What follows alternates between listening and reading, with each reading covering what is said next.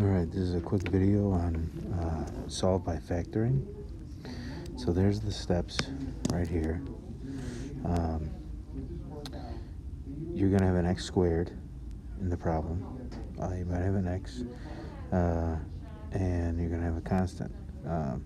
So you're basically going to factor like how we've been doing these past few weeks. But now the problem is going to be equal to 0.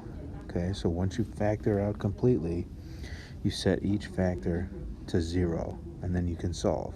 Okay, so I'm going to show you with this one right here. So we have, oh yeah, this is important too.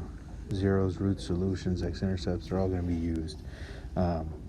Like find the zeros, find the roots, find the solutions. They're all the same to basically just solve. Okay, so you have x squared plus 3x minus 10 equals 0. So for the moment, just focus on this first part, x squared plus 3x minus 10.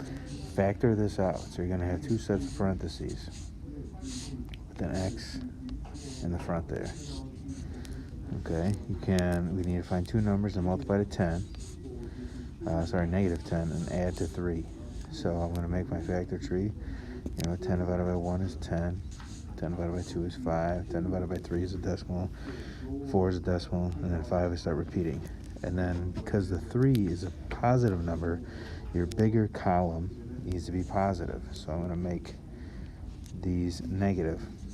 Now I'm going to add straight across to figure out which adds to 3. Negative 1 plus 10 is 9. Nope. Negative 2 plus 5 is 3. So those are my answers. Negative 2 and plus 5. Now I'm going to add that equals 0 in. Okay. So this is just an extra step. So each factor, so we have this one and this one. You're going to make two separate equations. The first factor, x minus 2 equals 0. Second factor, x plus 5 equals 0. And then you solve. So it's a one-step equation. Here I'm going to add 2 to both sides.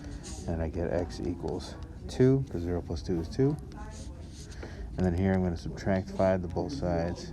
And I get x equals negative 5. Okay? And that's it.